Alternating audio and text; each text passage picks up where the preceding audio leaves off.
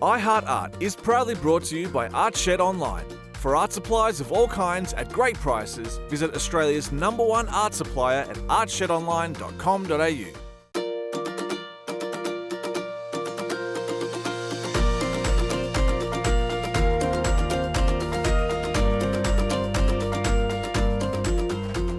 Welcome to iHeartArt. I'm Ying Wang, and I'm going to be taking you through my digital illustration process today. So we've got this really interesting setup. We've got this easel, and then we've got a computer, which isn't what you usually see, which is quite fun. But I'll be showing you how I create my illustrations, and I often use like a tablet with a stylus, and today I'm using Photoshop. I've got a whole collection of reference images just to kind of find references on proportion and just as a guide to when I am drawing. So it's good to just like look at while I'm drawing. So the first step that I usually take is I use one color to create the basic proportions and shapes for my work, and they act as a kind of guide. So I'll set up a series of different layers, and then I can subtract the layers that I don't want, and you won't see them in the final product. So I've kind of begun to do that here and sketched out the basic shapes for this portrait that I'm doing in this light blue color. And so I might continue to do that and just fill in the missing eye that needs to be added in. So a lot of the content that I draw is often inspired by my heritage. So I'll draw just objects that kind of fascinate me, that I think are maybe kind of weird or interesting shapes and interesting textures. So my work can often feature kind of weird fruits or vegetables. And I often pair illustrations of different objects together to create a really unusual combination. And it's almost like a collage in the end. Traditionally, I always did my illustrations by hand with ink, and it was really awesome, but it's kind of hard when you might make a mistake. And then I kind of discovered digital illustration, and it was great because you could make all the mistakes you wanted to, and you could make them disappear. Cool, so what I'm doing now is that I'm going to start to build my line work, and I'll do this in different layers. So I've got this dark blue as kind of my final line work, but beneath that is actually this lighter blue. And this will just show kind of the rough sketches and shapes of where objects will go, and just as a guide. And I can always subtract that layer as well, and it'll leave me with just the dark blue, which is what we'll see at the end. So at the moment, I'm continuing to draw this portrait, and it's a portrait of this Japanese artist called Yayoi Kusama. And she's really well known for her kind of pattern work. It's super colorful, and she also does these really immersive installations. And I really love her work, so I thought that I would draw her face today. So I like to use a lot of line work in my illustration. It's often the base of my illustration, and everything else kind of relies on the line work. So with line work, I like to choose brushes that just give me a variation in thick and thin, and you kind of just use your pressure to get the thickness and the thinness that you want, and you use this variation to create texture. And I think you can create really interesting texture through line work. So I'm just drawing her fringe at the moment, and it's a really quite block fringe. It's very neat, it's very straight. So I'm just creating really dense kind of markings that really just show how straight that is. And then I'll continue drawing her hair. A lot of my work uses a lot of line work, as I mentioned before, and the subjects vary a lot. I just like to draw really unusual things, objects of interest, and then put them all together and create weird combinations of objects. Originally, I started with just traditional illustration, did a lot of work with inks and brushes, and that was really awesome. And then I kind of discovered digital illustration, and it was great because you can make as many mistakes as you like, and it doesn't really matter. And it really gives you the ease to do something quite quickly. You can change colours around really easily. And so it kind of just allows you to experiment. It is kind of odd at the start to get used to drawing with a stylus. There's a bit of a lag, especially if you're using a tablet. You're not actually drawing where you're looking, which is different to drawing on pen and paper. So it's kind of weird, but you kind of get used to it. A lot of people ask me kind of how I got into illustration, and it started a long time ago when I was probably about 5 or maybe younger, back when yellow pages were still kind of a thing. And I think my parents kind of found me aggressively drawing in one of these yellow pages and using it as a bit of a notebook. And I think from then on they kind of thought that maybe this is something that we should kind of explore more, and then they sent me to art lessons, and it was very much against my will, and they made me do this for many, many years, but I'm thankful now. So I did that, and I did art lessons from when I was about maybe 6 years old to 17, and it was a long time. And after that, I taught art lessons for a while, teaching young kids, and eventually moved into just doing freelance illustration and working as a designer. So I'm going to start drawing her nose. And I feel like noses are always really tricky to draw. I think they're notoriously disliked for drawing, especially depending on the angle that you get. And I'm just trying to use the line work to kind of show dimension, because we're not shading. So we're going to try and capture everything through the lines, and the placement of lines are often where shadows would otherwise be. So I've just minused the light green to kind of show what we have without it, and then I'll bring it back and keep going. Another great thing about digital illustration is that you can really zoom in and out as much as you want, and it's quite helpful when you're working on really detailed areas. With pen and paper, you're kind of stuck to just the size that you've chosen the paper to be, really. I feel like she's got quite stern-looking eyebrows, so I'm going to try and capture that. So now we're just drawing her eyes, and the hardest thing about eyes is always trying to get them somewhat symmetrical.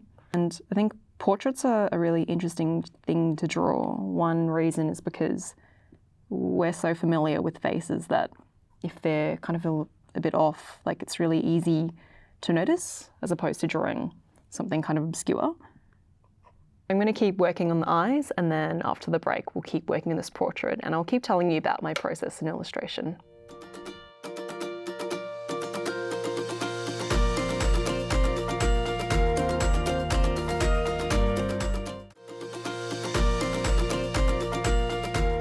Welcome back to iHeartArt, and I'm Ying Wang, and we're drawing a portrait of this amazing Japanese artist called Yayoi Kusama today.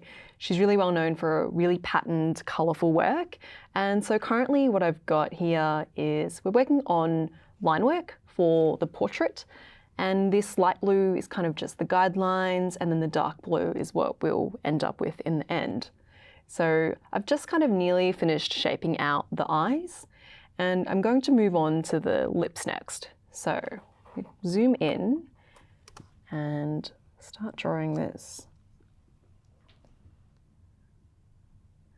So when I used to do art lessons when I was quite young, a really handy tip for drawing faces was just kind of a rule of proportions. So if you drew a rough kind of oval for the face, kind of halfway in that oval would be where the nose should sit, and then a third up and down are where the eyes and lips should sit, kind of as a general rule for like the average face, and then you can kind of move those proportions around to kind of get the kind of character you're looking for or whoever you're drawing. So I always found that to be a really handy tip when drawing portraits. So we're just drawing the bottom of her lips, and the bottom of the lips are often really they're often like a stronger shadow in most cases. So kind of creating a thicker line and adding some more lines underneath to kind of emphasize this area. And then we're going to add some more lines coming from the nose and down, almost like laugh lines. And they kind of just set it in place and lead down to the mouth. When I paint digitally, I often like using brushes that have a bit of texture in them already. So I find that charcoal brushes are quite good, and kind of like ink brushes are quite nice. I try to avoid brushes that are just almost like pens. I find them a bit too one-dimensional, and they might not give you kind of the depth that you want.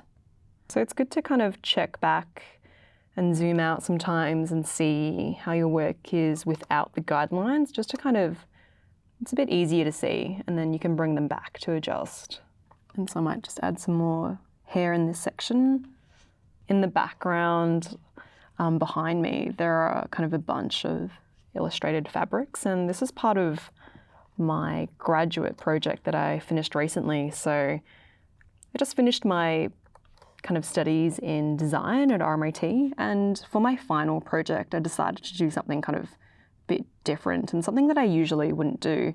And I decided to combine textile design and illustration. So if you look behind, there's this kind of wall hanging that is technically a scarf, but I've kind of used it like a wall hanging. And the kind of idea behind all the artwork was to do with my heritage, and I feel like often I'm always faced with the question, but where are you really from? And I find it to be a really perplexing question, and I decided to kind of explore that. And my work kind of is about the Asian Australian identity and what it's like to grow up somewhere but never be treated like you belong here, I guess, and people always assuming that you're from somewhere else, or they assume that you don't speak English. And it's quite like an interesting topic, and it affects a lot of people. So I decided to kind of have that as for that to inform my work. And so the scarf is about Asian stereotypes, and it kind of involves a whole bunch of illustrations of stereotypically Asian things and considered in Western kind of media. So there's this Asian woman doing karate, there's a maneki cat, which is kind of a symbol of good fortune that's been really popularized. There's this star formation of dumplings, which is quite fun as well. And I feel like food is one thing that people often experience other cultures through. You might not know much about a culture, but you might have tried their food, and it's a really easy entry point. And then there's also a crashed car because of the stereotype of Asian people being bad drivers. So I thought I'd combine all those stereotypes as a really kind of, I mean, you see it together, it seems really kind of like silly, but that's kind of the point of what it was meant to be.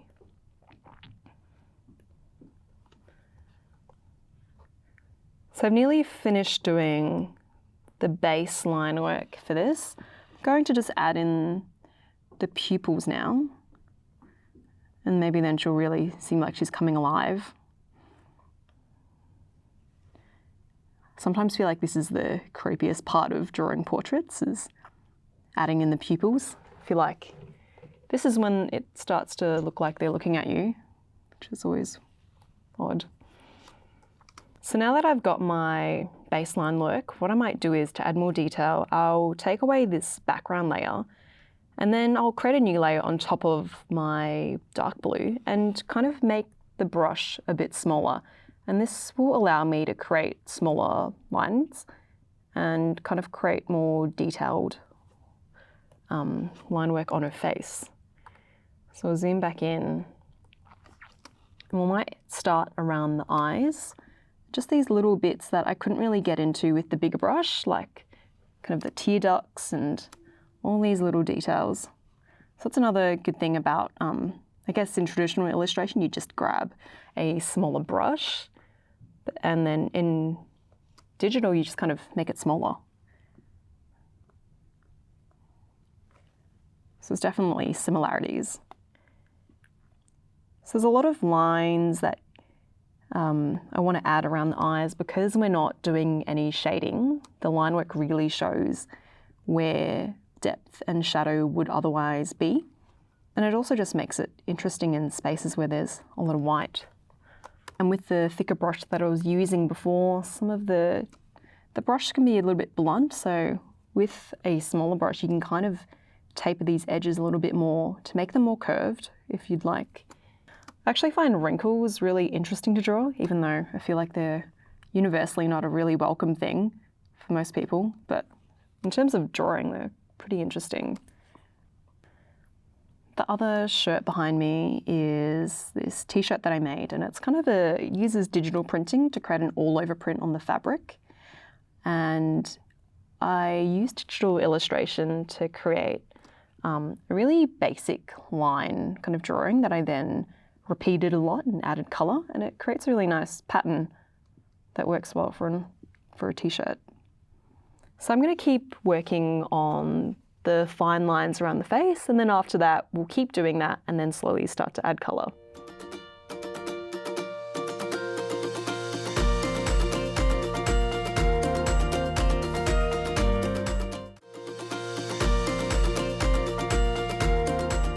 Welcome back to I Heart Art. I'm Ying Wang, and we're drawing a portrait of a Japanese artist called Yayoi Kusama today. So we've gone through and done the kind of most of the line work of the face, and now we're just using a smaller brush to add in those finer details that we couldn't really do with the bigger brush.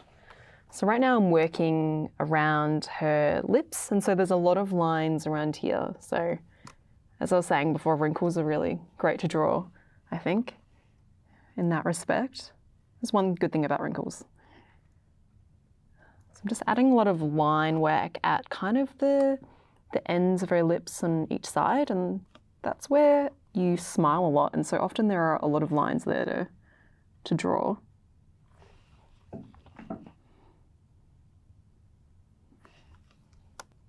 And when you draw kind of one part of the face, it's always good to just see how it sits in relation to the other parts so it doesn't get too out of balance. So it's always good to kind of zoom out and just check things, and then you can kind of gauge it and go back in.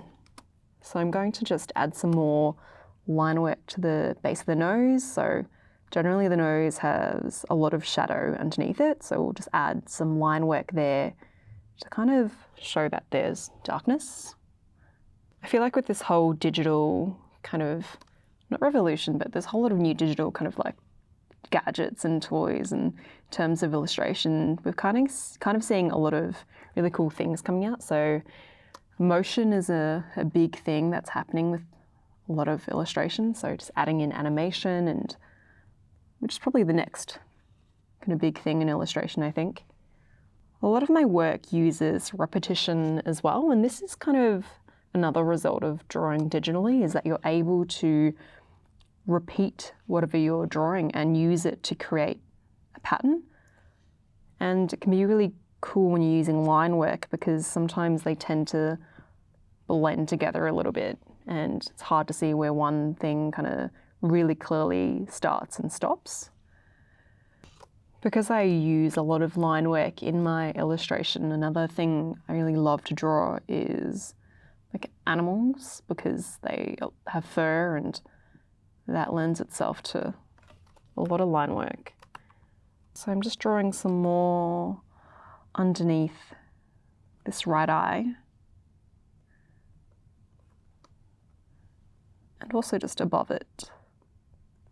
So we're drawing the pupils of her eyes now, and she's got a really quite strong stare, and they're quite dark, so we'll draw where the highlight is, and then maybe around that we can start to shade in that darkness. So we'll just use the same brush and kind of shade that in, but we don't necessarily want to add dark to the whole pupil, but we can always add that in later. So day to day I work as like a graphic designer and illustrator, and I feel like being able to illustrate has led me to work in some really curious kind of projects. I once worked at this tech company in the city, and it was probably my first entry point into the corporate world.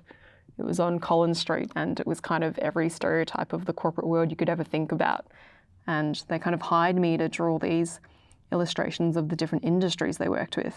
And so I was drawing machines I didn't even know the name of, but it was quite technical illustration and using a lot of shapes, and you can create almost very like realistic effects using lots of different layers in these programs.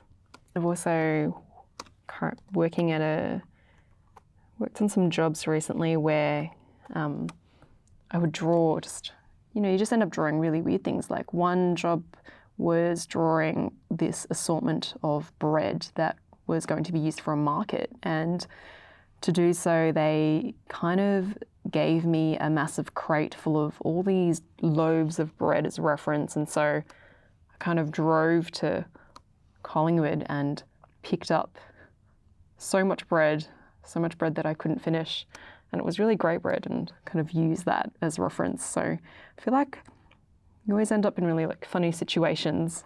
In terms of where I put my work, a big platform would be Instagram, and it's just a great place to kind of find other creatives that are around you or around the world. It's super easy, and it's often where like a lot of the work I do tends to come from as well. People will find me through there and collaborate. Most recently, I collaborated with a fashion designer called Eric Yvonne for Fashion Week, and we created these really cool repeat patterns through illustration. And it all started off an obscure email after seeing our work on Instagram. So it's kind of funny where things can kind of go and how things happen that way. The patterns we made were based off a whole bunch of monkeys that were repeated, and clothing was made out of that. So we're nearly finished adding the detailed line work on her face. I might just add a little bit more, and then I think the next part we might do is start to add in colour. So we'll just add a little bit more. And I might also just draw her neck so she's not just floating around. So to do that, I will head back to this layer underneath and kind of just change the brush back to the size it was before. So a bit thicker. And draw kind of the collar of her shirt, and we'll do that.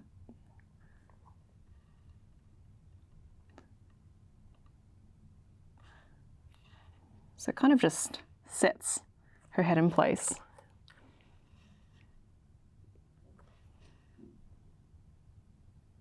I don't think it's necessary to have to draw the whole torso. I think sometimes it's interesting to have things kind of, I guess, cut off a little bit. So just adding some lines to this collar here. It's totally fine to have it not completely done and have it a bit cropped. I think that's all we have time for today. So next week we'll pick up with more colouring and adding shading. You've been watching I Heart Art. I'm Ying Wang, and I'll see you next time.